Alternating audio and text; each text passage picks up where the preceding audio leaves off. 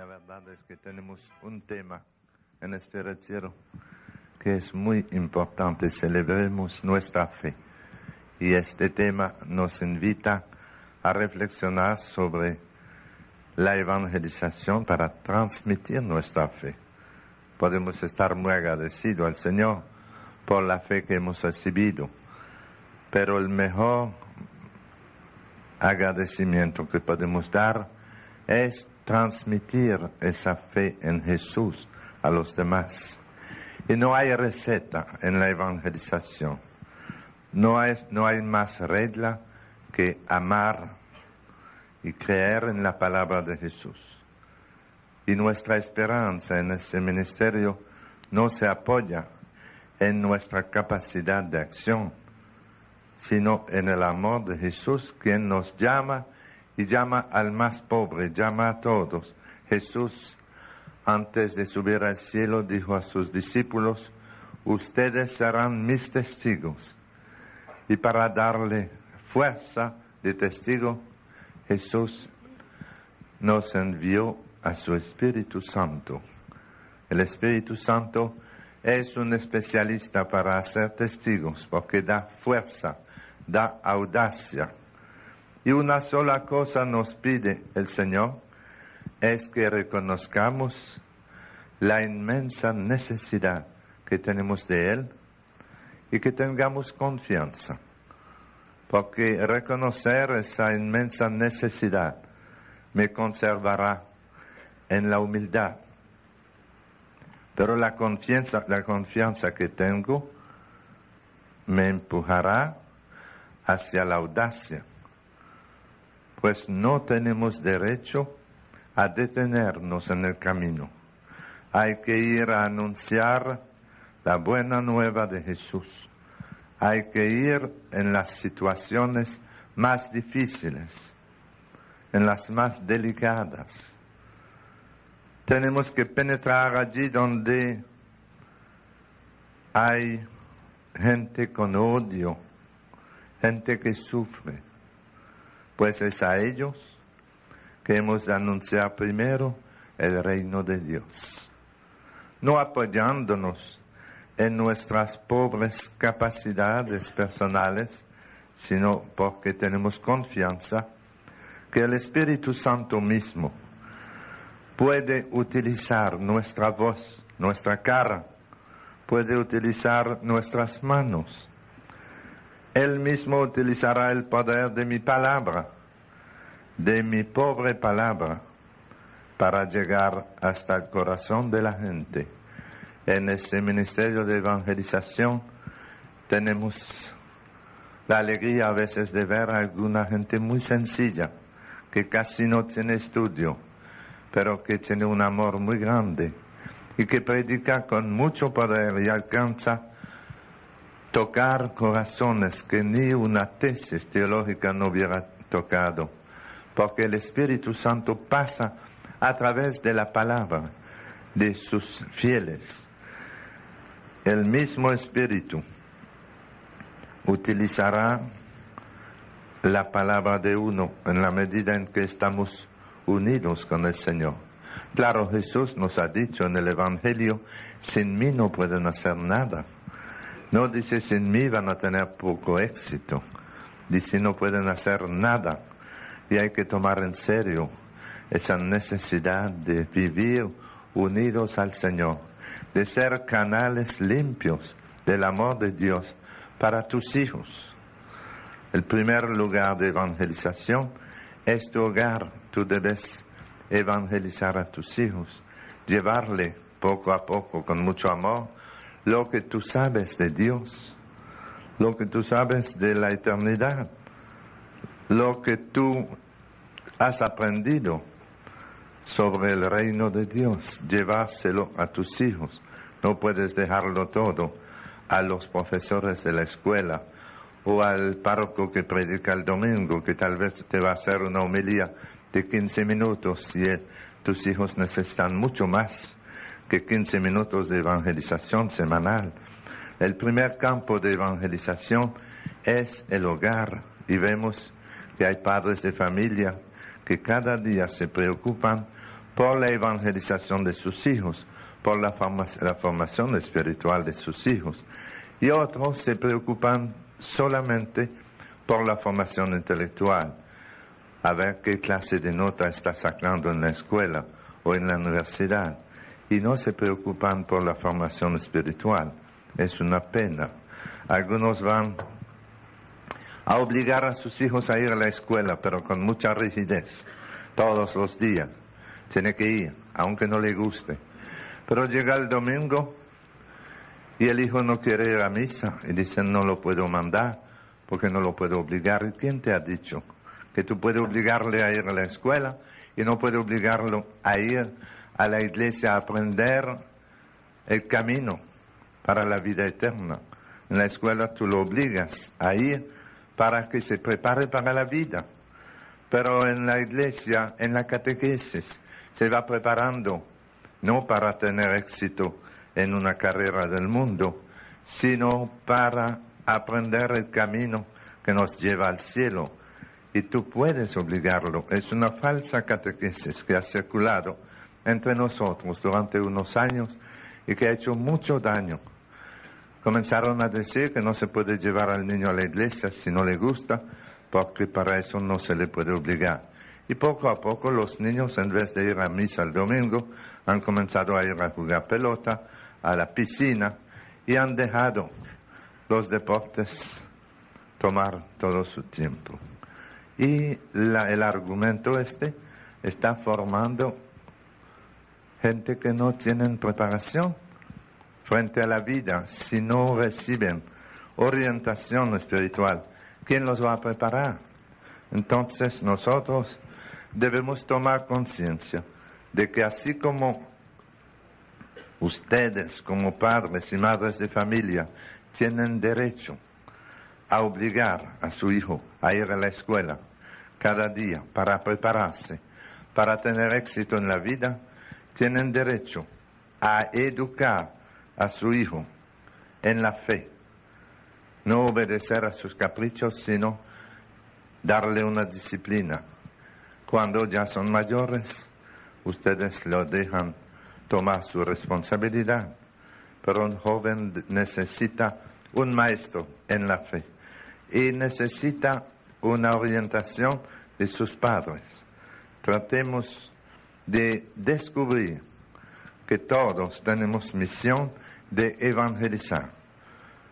Y después del Concilio Vaticano II, de una manera particular, se ha ido desarrollando el apostolado de los seglares. Y es una bendición ver a tantos laicos comprometerse en la evangelización, que tengan mucha preparación teológica, académica o no.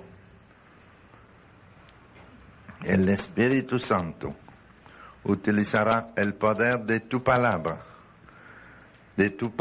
para llegar al corazón de tus hijos, al corazón de la gente.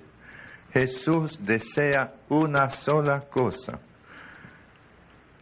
darnos a cada uno de nosotros ese poder de la palabra para hacer renacer la gente a la vida del Espíritu Santo y liberarla de toda esclavitud y sanarla profundamente. Todos podemos ser instrumentos de sanación interior. Podemos ser instrumentos de evangelización. A todos el Señor nos ha dado la misión de ser testigos. El Espíritu Santo distribuye sus carismas de manera distinta. A uno le da el carisma de la vida religiosa, a otro le da el carisma de profecía, o el carisma de sanación, o el carisma de la palabra de conocimiento. Él distribuye sus carismas como Él quiere. Pero a todos Jesús nos ha dado la misión de ser testigos. Y cada vez que ustedes dan testimonio de una bendición recibida del Señor, testimonio de una gracia especial recibida en su vida, ustedes están evangelizando. Están diciéndole al mundo de hoy que Jesús está vivo y que actúa en su iglesia. Y el Papa nos decía en Puebla, en su primera visita, cuando salió por primera vez en el 79 a visitar primero Santo Domingo y luego Puebla. Iba a la reunión de los obispos de América Latina, como lo hizo ahora, y en su discurso inaugural él decía: el futuro está en las manos de Dios, pero en cierta manera ese futuro de un nuevo impulso evangelizador, Dios lo pone también en las manos nuestras. Dios quiere necesitar de los hombres, es curioso. Dios podría convertir a todo el mundo como con una gracia grande, como lo hizo con San Pablo, que lo transformó en unos instantes. Pero Dios no quiere hacer eso habitualmente. Él quiere actuar a través de nosotros. Es un honor que nos hace a todos, que nos hace cuando nos invita a evangelizar. Dios quiere necesitar de los hombres para transmitir su palabra.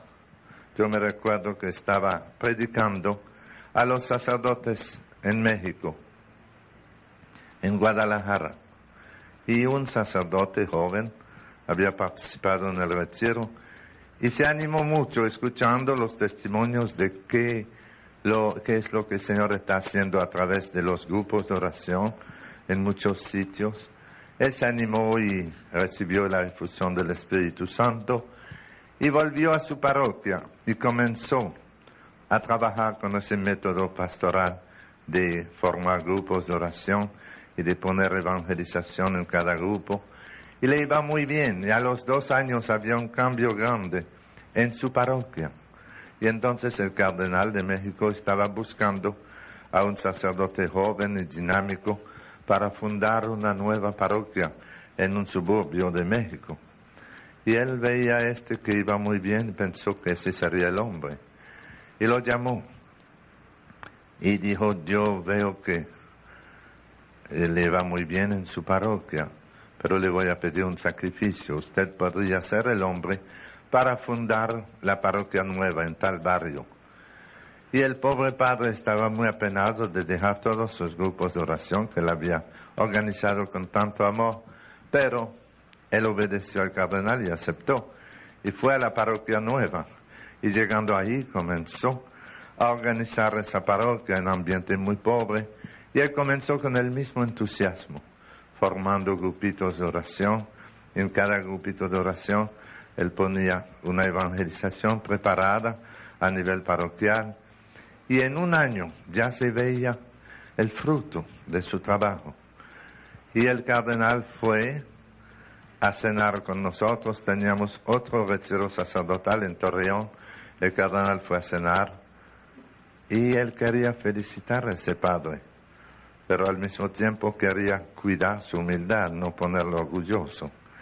Y el cardenal, hablando con él, le dijo: padre, yo tengo muy buena noticia de su parroquia. Dijo: el Espíritu Santo y usted están haciendo un trabajo maravilloso en la parroquia nueva. Y el padre le dijo: sí, pero le dijo: si usted hubiese visto esa parroquia cuando el Espíritu Santo estaba solo. El cardenal dijo: yo fracasé. Quería cuidar su humildad y fracasé.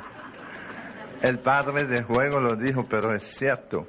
Cuando el padre no estaba ahí, el Espíritu Santo estaba y no pasaba nada. Dios quiere necesitar de nosotros en nuestros hogares. Dios quiere utilizarnos para evangelizar.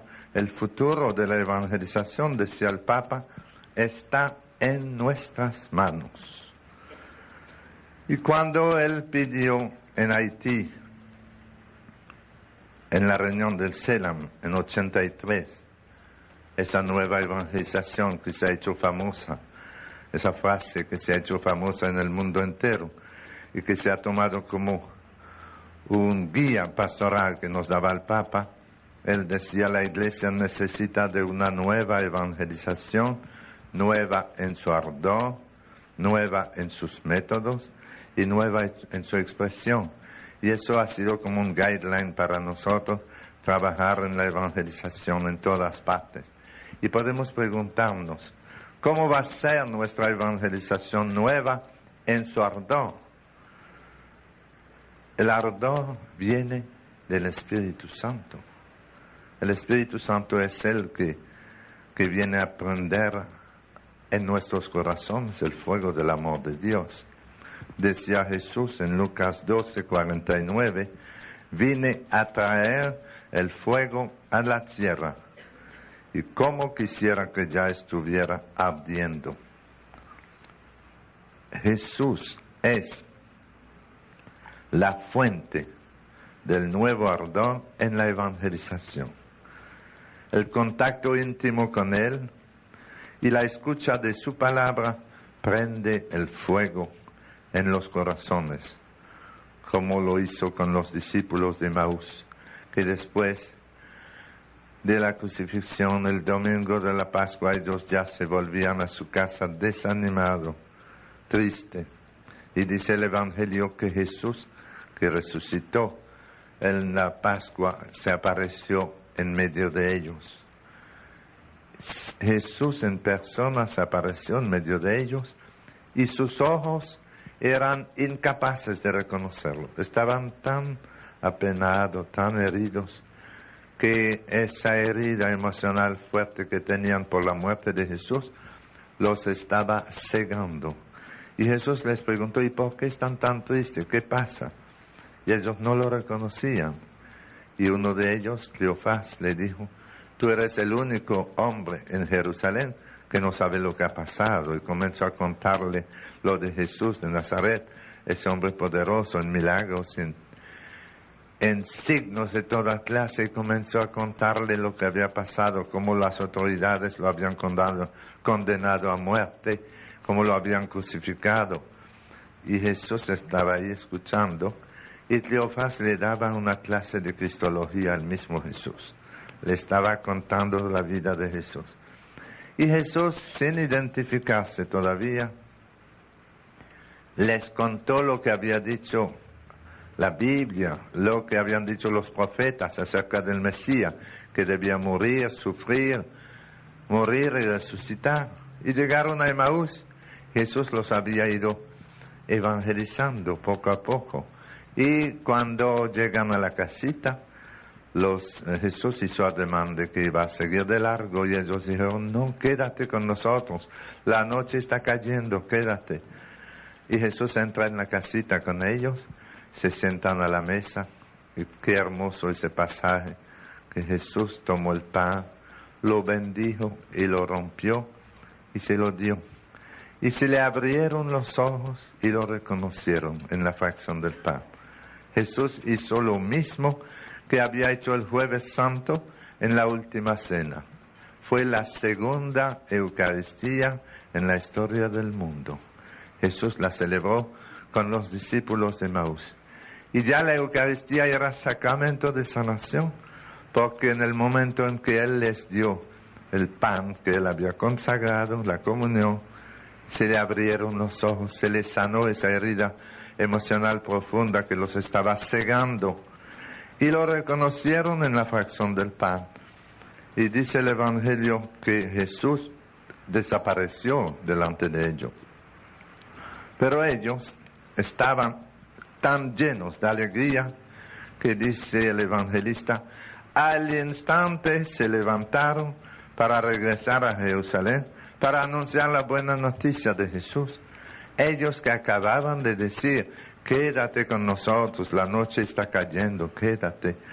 Cuando encuentran a Jesús, estaban ya tan contentos, tenían tanta alegría que no le importaba que la noche estaba cayendo, se levantaron al instante para regresar a Jerusalén, para anunciar la buena noticia de Jesús. Y esta es la alegría que necesitamos tener para evangelizar, que no nos impida evangelizar ni el cansancio, ni los problemas de la vida. Tenemos que seguir avanzando por todas partes, ir a llevar la palabra de Jesús en todos los ambientes. Esto se va a conseguir poco a poco, según nosotros vamos a unirnos a Jesús.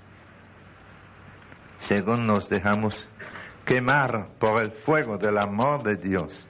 En el Antiguo Testamento vemos que los profetas sabían por experiencia que la palabra de Dios debía tomarse en brasa, en su boca, para poder comunicarla a la gente como un fuego devorador. Leemos en Jeremías que Dios le dice en Jeremías 5:14, yo pongo en tu boca mis palabras, que serán como un fuego, y esa gente será leña que el fuego devorará. La palabra de Dios es operante, dice San Pablo, actúa en los que creen. Y nadie puede dar lo que no tiene.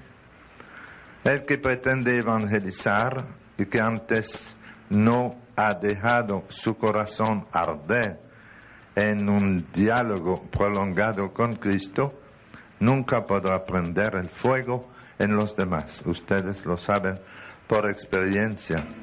Para prender fuego, ¿qué se necesita? Yo pregunto a veces a los campesinos, ¿qué se necesita para prender fuego? Y unos dicen fósforo, otros leña. Le digo, no. Para prender fuego se necesita fuego. Sin fuego yo no puedo prender fuego. Y para prender el fuego del amor de Dios en el corazón de tus hijos, tú necesitas dejarte quemar por el amor de Dios. Tú necesitas acercarte más a Jesús, invocar al Espíritu Santo. Algunos dicen yo estoy frío, otros dicen yo estoy vacío. Si tú estás vacío, ora al Espíritu Santo y dile, ven Espíritu Santo, llena el corazón de tus fieles. Y si tú estás frío, dile, enciende en mi corazón el fuego de tu amor. Porque el amor de Dios, dice San Pablo, ha sido derramado en nuestros corazones por el Espíritu Santo que se nos ha dado. Invoca al Espíritu Santo todos los días para que te ilumine y también para que prenda en tu corazón el fuego del amor de Dios. El nuevo evangelizador es un profeta, y todo profeta tiene el don de la escucha, no solamente para hablar, sino que debe escuchar a Dios. Necesitamos pasar un tiempo en la oración, escuchando al Señor. Algunos dicen, pero yo lo escucho y no me habla. Creen que Jesús está muerto, que ya no habla, y Jesús está vivo y sigue orando, sigue hablando al corazón de los hombres. Lo que pasa es que no se escucha en el oído, se escucha en el corazón. Jesús nos habla, nos pone en el corazón, por ejemplo, el deseo de perdonar a fulano. El Espíritu de Jesús, el Espíritu Santo es el Espíritu de Jesús y está en nosotros como en un templo. Y puede poner en tu corazón el deseo de cambiar tu conducta en tal o cual cosa, de reconciliarte con fulano o de hacer el bien al otro. Tú no te das cuenta que quien te pone en tu corazón esto es el Espíritu del Señor. El Espíritu Santo te puede dar en tu corazón un fuerte arrepentimiento, un deseo de arrepentirte. Y cuando uno resiste a la acción del Espíritu Santo, cuando uno no acepta, este es el pecado contra el Espíritu Santo. Es el único pecado, dice Jesús, que no puede ser perdonado ni en este mundo ni en el otro. El único, el pecado contra el Espíritu Santo, no será perdonado ni en este mundo ni en el otro. ¿Por qué? Porque el pecado contra el Espíritu Santo es rechazar el arrepentimiento. Y si no hay arrepentimiento, no hay perdón. Es muy sencillo. El Espíritu Santo es el que nos convence del pecado. Debemos orarle mucho para evangelizar y para nosotros también arrepentirnos de nuestros pecados, escuchar la palabra de Dios en nuestro corazón. Le repito, es muy raro que uno tiene la alegría de escuchar la palabra de Dios al oído, porque Dios habitualmente habla al corazón del hombre. Cuando el Espíritu Santo te impulsa a salir de tal o cual situación. No es un pensamiento cualquiera que te llega, es una moción del Espíritu Santo que te impulsa a actuar para cambiar tu vida. Y es el Espíritu Santo que te va a convencer del pecado si tú aceptas, pero Él respeta tu libertad. Y el evangelizador debe escuchar en su corazón la palabra de Dios. Entonces necesitamos que nuestra evangelización sea nueva en su ardor. Y para que sea nueva en su ardor, necesitamos una vida de oración. Lo que la Iglesia necesita hoy para esta nueva evangelización no es tanto nuevos métodos, nuevos equipos, nuevos planes. De lo que necesita la Iglesia hoy es de hombres y mujeres que se dejan utilizar por el Espíritu Santo. Hombres y mujeres de oración, poderosos en oración. Porque el Espíritu Santo no desciende sobre los equipos, no desciende sobre los planes, sobre los proyectos. El Espíritu Santo unge a hombres y mujeres de oración que aceptan cooperar con Dios en la evangelización de su pueblo. Hay gente que se pasan años haciendo plan de pastoral y nuevo plan de pastoral y reuniones, y pasan años haciendo proyectos de pastoral y no se lanzan a evangelizar. Claro que necesitamos planes de pastoral, pero necesitamos también oración y comenzar porque es urgente. Estamos en los últimos tiempos, todo el mundo lo sabe, en los últimos tiempos de la misericordia de Dios, antes de la gran purificación de la humanidad. Y eso es bíblico, no es ninguna noticia nueva, pero hay que tomar eso en serio. Hay muchos signos en el mundo, muchos signos que nos invitan a una evangelización urgente. Y el Papa nos da el ejemplo cuando, a pesar de su enfermedad, hizo el viaje a Santo Domingo. Nos ha dado el ejemplo de que Él no se preocupa primero por su salud, Él se preocupa por la evangelización, por el reino de Dios. Y todos debemos tomar en serio esta invitación a participar en la evangelización de nuestros hogares primero, de nuestro ambiente de trabajo, de nuestra comunidad, hacer lo que está a nuestro alcance, pero hacer algo. Cuando una persona sabe escribir, sabe sumar y restar, no necesita un doctorado para comenzar a enseñar a los demás a escribir. A veces hay en la alfabetización de adultos, vemos personas muy generosas que apenas saben escribir, saben sumar y restar y van de noche a dar clase en la alfabetización de los adultos. Yo he visto eso en muchos sitios y siempre me admiro de ver que lo que hacen es comunicar lo que saben. Ellos saben escribir, saben sumar y multiplicar y no saben más, pero esto lo comunican y ayudan al otro que no sabe nada. Y en la evangelización tú sabes mucho del evangelio, de los misterios de la fe. Tú tienes que comunicar lo que tú sabes. Decimos, hermanos, que esta nueva evangelización, como decía el Papa, debe ser nueva en sus métodos. Claro que antes de Vaticano II nos recordamos que el concepto de la Iglesia era distinto. El concepto de la Iglesia ha cambiado radicalmente. Hoy, cuando hablamos de la Iglesia, hablamos del pueblo de Dios. Y sabemos que cada uno tiene un papel único e importante en este pueblo. Hay un canto hermoso que dice: yo soy la Iglesia, tú eres la Iglesia, somos la Iglesia del Señor.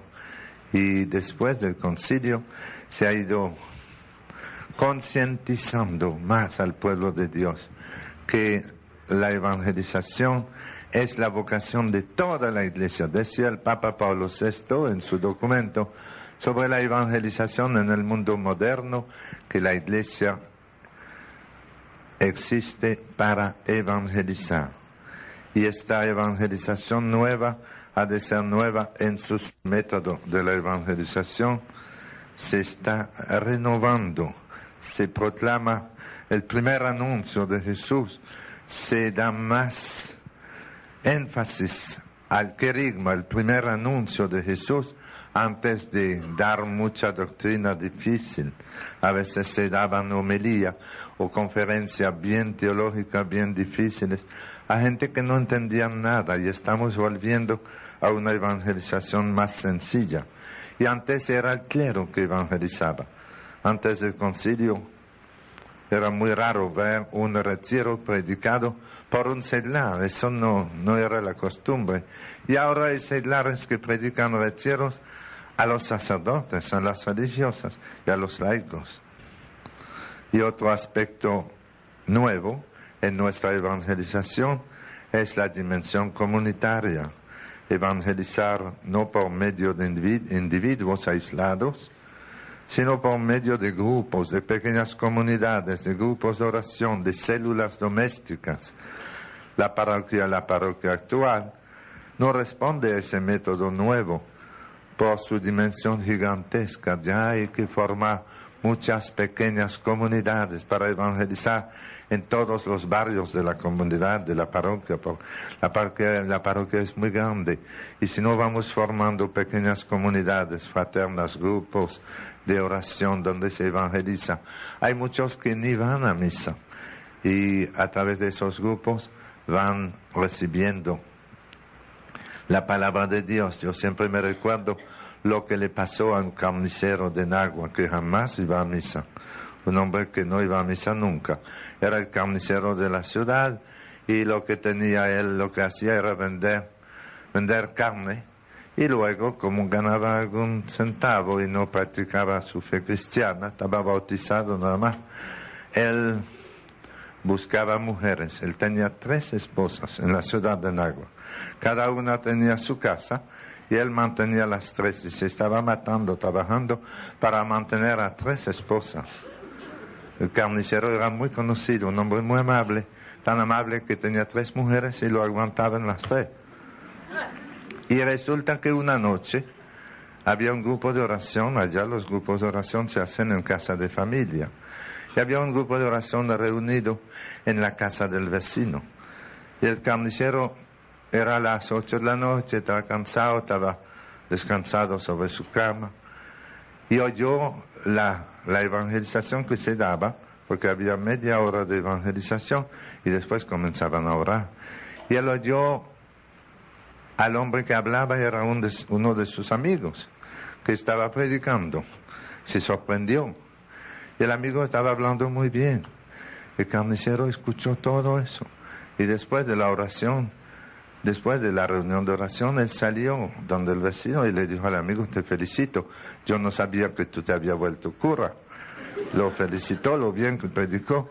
Y el amigo le dijo: si tú quieres venir la semana próxima a nuestra reunión, tú puedes venir, está abierta a todo el mundo. La reunión se va a hacer en la casa de adelante. Ven, tú verás lo que hacemos. Y el carnicero fue, asistió a la reunión, le gustó, había mucha vida, muchos cantos, oración, mucha espontaneidad. Y él comenzó a asistir al grupo de oración así.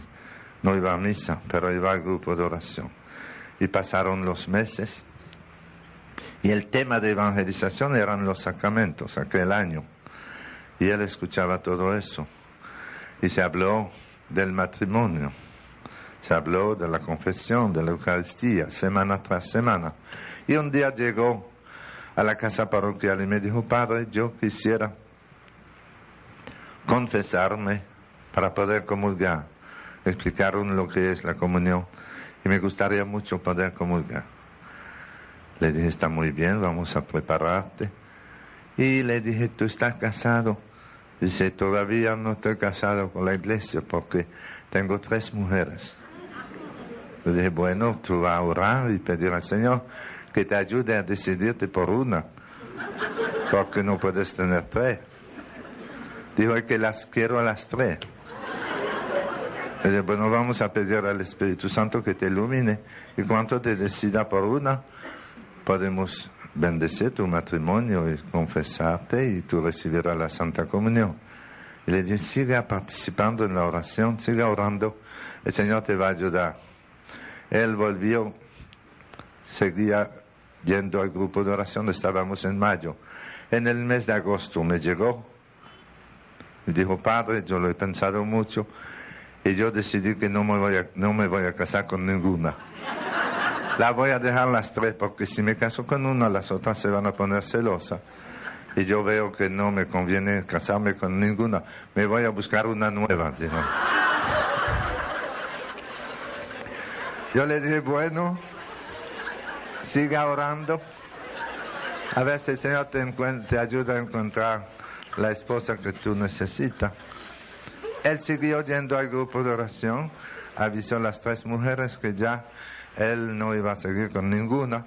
Ya él quería vivir la vida cristiana, no se quería casar con ella. Y se confesó, y se preparó para hacer su primera comunión. Y ya vivía una vida excelente y buscándose una nueva esposa.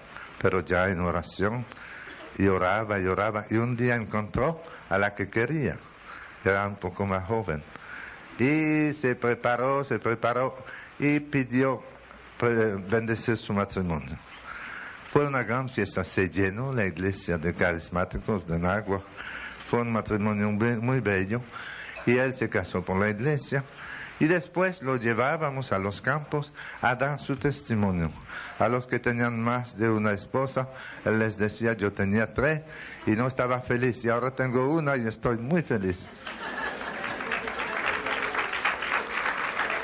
Y miren, hermanos, le cuento eso para que vean que la evangelización se puede hacer donde quiera. Él fue evangelizado a partir de la casa del vecino, escuchando lo que se estaba diciendo. Fue el primer llamado del Señor. Él no fue evangelizado en la iglesia porque no iba. Por eso hay que llevar la evangelización a todas partes. No basta estar en la iglesia. Hay posibilidad de evangelizar a través de la televisión, a través de la radio. Y los grupos de oración que van reuniéndose en todas partes deben ser grupos de evangelización, los grupos de oración. El Papa lo ha dicho bien claro. Los grupos de oración son una nueva fuente de evangelización. Piénsenlo en sus grupos, que vayan a las casas de familia a llevar la palabra de Dios, que sus grupos se hagan grupos misioneros. Y será un nuevo método de evangelizar a través de una pequeña comunidad. El grupo de oración va formando una pequeña comunidad y poco a poco se va llevando la palabra de Dios y se ora sobre la palabra de Dios y crecemos en la fe. Todo el problema de la evangelización es el de la fe en el amor de Dios. La gente necesita tener fe en el amor de Dios. Y para tener fe en el amor de Dios, deben conocer a Dios. Todo el problema se reduce a esto: incrementar el amor en el corazón de los hombres que viven actualmente en la tierra. Ahora bien, el amor hay que sacarlo de su fuente, de Dios. Tiene que ser aspirado por una vida de oración y expresado luego en una vida de apostolado, en la acción. Es decir, a través del testimonio que le permita pasar y ser transmitido a otros, ser contagioso. La fe que necesitamos no es solamente la fe en la existencia de Dios. Celebramos nuestra fe, pero no solamente la fe en la existencia de Dios, porque eso no salva a nadie. Creer que Dios existe está bien. Creer que Dios existe es excelente, pero eso no salva a nadie. Si creer en la existencia de Dios fuese suficiente para salvarnos, Satanás estuviera salvado, porque él cree en la existencia de Dios. Él lo cree tanto que lucha día y noche para destruir su reino. La fe que necesitamos es la fe en la palabra de Dios. creer que lo que Dios dice es verdad y tratar de ponerlo en práctica. Necesitamos una fe que no sea tan solo una adhesión intelectual y voluntaria a verdades dogmáticas abstractas, sino una percepción de la presencia de Dios en el mundo, una fe en su palabra. Hay una señora de aquí de Jarabacoa que nos ha dado en un retiro un ejemplo de una fe sencilla. Ella tenía una hija muy enferma que sufría de los riñones y la llevó a la capital dominicana, a Santo Domingo, a un examen, a una clínica. Y la operación le iba a costar 5,000 pesos. Y para ella eso era demasiado dinero. No podía pagar la operación. Y aquí la operación en la clínica no es gratuita. Y se devolvió a su casa con su hija. Y la hija siguió en cama, muy enferma, en Jarabacoa, mientras la mamá trataba de ir reuniendo los 5,000 pesos. Y la mamá nos contó en un retiro al público que ella oraba mucho por su hija, pidiendo al Señor que le ayudara o a conseguir el dinero para la operación o que la sanara. Y pasaron semanas. Y una noche dice ella que tuvo un sueño. Y en su sueño, ella vio en el patio de su casa que había una misa de sanación durante el sueño. Ella vio que había mucha gente en el patio de su casa y un padre estaba celebrando una misa de sanación. Ella dijo que el padre que vio ahí era el padre Emiliano. Yo no sé cómo puede ser, pero en su sueño me vio ahí celebrando la misa. Y en su sueño se levantó y fue a buscar a su hija para participar en la misa de sanación. Y al otro día se despertó y fue a contar su sueño a la hija, muy emocionada de lo que había soñado. Y la hija se dio cuenta que estaba perfectamente sanada durante la noche. La mamá orando por ella, Jesús le dio un sueño y se despertó ella con la hija sanada hasta el día de hoy. Ahora está dando testimonio de que la hija se sanó mientras la mamá estaba soñando que estaba en una misa de sanación. Esa es una fe sencilla. Ella oraba, el Señor le contestó a través del sueño y la hija está muy bien. Miren cuántas maneras de actuar tiene el Señor respondiendo a la fe de sus hijos. Y en la evangelización lo primero que necesitamos es educar la fe. Todo el problema de la evangelización del mundo es el de la fe en el amor de Dios. Esta evangelización nueva en sus métodos nos invita a ayudar al pueblo a descubrir el amor de Dios. Y esa evangelización ha de ser nueva en su expresión, decía el Papa. En estos últimos años, el Espíritu Santo hizo irrupción en la Iglesia como un nuevo Pentecostés. El Espíritu se dirige más al corazón que a la mente, porque Él es amor. Y al invadir la Iglesia, el Espíritu Santo le devuelve la inspiración, la voz, la audacia y la impetuosidad. Y estamos viviendo ese nuevo Pentecostés de amor que el Señor había anunciado a través de muchos místicos. Y en este nuevo Pentecostés de amor que vive la Iglesia, vemos una renovación de la evangelización maravillosa. El Señor nos ha ido preparando hace 25 años que comenzó a manifestarse ese Pentecostés en la Iglesia Católica. Con eso quiero terminar, hermanos, diciéndole que este nuevo Pentecostés que apenas está comenzando va creciendo. Ayer yo le decía que según los cálculos aproximativos sabemos que pasan de 60 millones los católicos que participan en esta renovación carismática. Y los que decían que eran locos ahora están muy inquietos con 60 millones de locos en la Iglesia Católica. Pero lo que pasa es que estamos cambiando todos de idea. Vemos que es el plan del Señor, que está preparando una nueva evangelización, utilizando a los laicos, no solamente a los sacerdotes, para evangelizar y dando dones carismáticos, dones ministeriales, a los seglares también, a las religiosas, a los sacerdotes.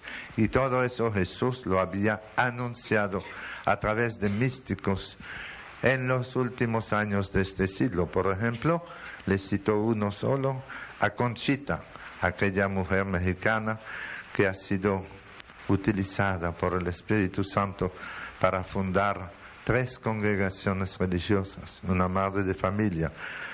Y ella recibía mensajes del Señor que han sido copiados poco a poco durante su vida. Ella llenó 70 cuadernos de mensajes recibidos y el arzobispo de México, que era su director espiritual, le pedía escribir discretamente, guardar eso, los mensajes que ella recibía. Y la gente no lo sabía. Fue después que se ha ido descubriendo todo. Y el padre Philippon, dominico francés, fue a leer esos 70 cuadernos de mensaje y a partir de ahí hizo un libro bien hermoso, interesante, que se llama Un mensaje, una vida, un mensaje. Es el diario espiritual de una madre de familia, Conchita. Y entre todos esos mensajes, yo le quiero leer para terminar. Ella lo recibió en el 1916. El 26 de enero el Señor le decía: al enviar al mundo como un segundo Pentecostés, quiero que arda, quiero que se limpie, que se ilumine e incendie y purifique con la luz y el fuego del Espíritu Santo. La última etapa del mundo debe señalarse muy especialmente por la efusión del Espíritu Santo. La primera etapa en la historia de la salvación, el pueblo de Israel alababa a Dios Padre y nació Jesucristo. Segunda etapa en la historia de la salvación, en que el pueblo de Dios comenzó a proclamar a Jesucristo, el Rey del universo. Y ahora el mismo Jesús le decía a Conchita: la última etapa en la historia del mundo, en la tercera, debe ser señalada especialmente por la efusión del Espíritu Santo. Quiero reinar en los corazones y en el mundo entero. El Espíritu Santo quiere reinar más que para su gloria, para hacer amar al Padre y dar testimonio de Jesucristo. Decía el Señor: el mundo se hunde porque se ha alejado del Espíritu Santo. Y todos los males que le aquejan tienen su origen en esto. Ahí está el remedio, porque Él es el Consolador, el autor de la gracia, el lazo de unión entre el Padre y el Hijo, y el conciliador por excelencia, porque es caridad, Él es amor increado y eterno. Que a este Santo Espíritu acuda todo el mundo, pues ha llegado el tiempo de su reinado. Y esta última etapa del mundo a Él le pertenece muy especialmente para ser honrado y exaltado. Que la Iglesia lo pregone, que las almas lo amen, que el mundo entero se le consagre y vendrá la paz, juntamente con una reacción moral y espiritual más grande que el mal que a la Iglesia, que a la tierra aqueja. Que a la mayor brevedad se proceda a llamar con oración, penitencias y lágrimas a este Santo Espíritu, suspirando por su venida, y vendrá. Yo lo enviaré otra vez de una manera patente en sus efectos, que asombrará e impulsará a la Iglesia a grandes triunfos. Esto es lo que estamos comenzando a vivir. Demos gracias a Dios por la suerte que tenemos de ver con nuestros ojos lo que muchos reyes y profetas hubieran querido ver y no lo han visto, dice Jesús.